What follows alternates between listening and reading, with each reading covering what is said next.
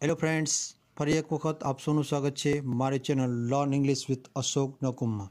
હું છું અશોક સર અને આજે આપણે પોઝેસિવ પ્રોનાઉન્સ એટલે કે સંબંધક સર્વનામ છે તેનો અભ્યાસ કરવા જઈ રહ્યા છીએ. જે દરેક ટોપિક જોતા જઈએ છીએ તેમાં આ એક ટોપિકનો ઉમેરો કરીએ અને આપણે જોઈએ કે સંબંધક સર્વનામ શું છે તે. તો પોઝેસિવ પ્રોનાઉન એટલે કે સંબંધક સર્વનામ.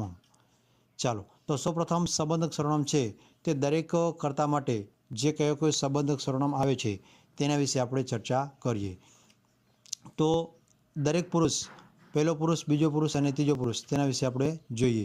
સૌપ્રથમ આઈ, જ્યારે કર્તા તરીકે આઈ હોય તો તેનું સંબંધક સર્વનામ છે તે માય આવે છે. ત્યારબાદ વી હોય તો અવર આવે છે. પછી યુનું થાય છે યોર. ત્યારબાદ યુનું એકવચન અને બહુવચન બંનેમાં તે જ આવે છે. ત્યારબાદ હીનું થાય છે હિઝ અને સીનું હર. ઇટ તો ઇટ્સ અને ધેય તો તેનું થાય છે ધૈર. બરાબર. તો આ દરેક સંબંધક સર્વનામ છે તેનો આપણે એક્ઝામ્પલની સાથે સમજૂતી મેળવીએ. ચાલો જોઈએ. તો પહેલાં તો કેના માટે વપરાય છે તેની ચર્ચા કરીએ, કઈ રીતે વપરાય છે તે. કોઈપણ વ્યક્તિ, વસ્તુ, પ્રાણી, પક્ષી વગેરેનો કોઈ અન્ય સાથે સંબંધ કે માલિકી હક દર્શાવતા શબ્દને સંબંધક એટલે કે પોઝેસિવ પ્રોનાઉન કહેવામાં આવે છે. બરાબર. તો અહીંયા કોઈ પણ વસ્તુ હોઈ શકે, કોઈ પણ વ્યક્તિ હોઈ શકે, કાંઈ પણ હોઈ શકે છે. તો જોઈએ આપણે તેનું એક્ઝામ્પલ. આ મારી નિશાળ છે તો તેનું શું થશે? This is my school. બરાબર. તો અહીંયા માય શબ્દ છે તેનો અને સ્કૂલનો આ બંને વચ્ચે સંબંધ દર્શાવવામાં આવ્યો છે. બીજું એક્ઝામ્પલ, તે મારો ભાઈ છે તો તેનું શું થશે? He is my brother. બરાબર. તો અહીંયા સંબંધ દર્શાવ્યો છે આપણે. ત્યારબાદ તેણી તેની બહેન છે તો અહીંયા પણ આપણે સંબંધ દર્શાવ્યો છે. અહીંયા છે શું કીધું કે સી ઇઝ હિઝ સિસ્ટર. બરાબર. તો આ પ્રમાણે સંબંધ દર્શાવવા માટે આ વપરાય છે. ત્યાર પછી તેઓ તમારા સંબંધી છે તો અહીંયા શું થશે? બહુવચન છે. They are your relative. બરાબર. તો આ પ્રમાણે જ્યારે સંબંધ દર્શાવવામાં આવે છે ત્યારે આ વાક્ય છે તે વપરાય છે આ રીતે સંબંધકની સાથે. બીજું એક્ઝામ્પલ જોઈએ. આ થેલી મારી છે તો શું થશે? This is my bag. પછી તેનું જ બહુવચન, આ થેલીઓ અમારી છે. બરાબર. તો શું થશે? These are our bags.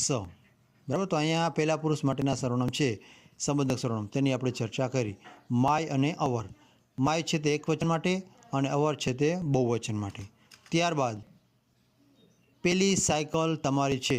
અહીંયા આપણે બીજા પુરુષની ચર્ચા કરીશું, એકવચન અને બહુવચનની. બરાબર. તો that is your bicycle. That is your bicycle. અને ત્યારબાદ પેલી સાયકલો તમારી છે. બરાબર. તો શું થશે? These are your bicycles. These are your bicycles. બરાબર. એટલે આ પ્રમાણે બીજો પુરુષ છે, એકવચન અને બહુવચન આ દરેક માટે યોર શબ્દ છે તે સંબંધકનું કાર્ય કરે છે. ત્યારબાદ જોઈએ ત્રીજા પુરુષ માટે. દેવિકા તેની બહેન છે તો શું થશે? Devika is his sister. બરાબર. દેવિકા તેની બહેન છે. ત્યારબાદ મનન તેણીનો મિત્ર છે તો શું થશે? મનન ઇઝ હર ફ્રેન્ડ. ત્યારબાદ આ તેની પૂંછડી છે. ધીસ ઇઝ ઇટ્સ ટેલ. ત્યારબાદ આ તેઓનું ગામ છે.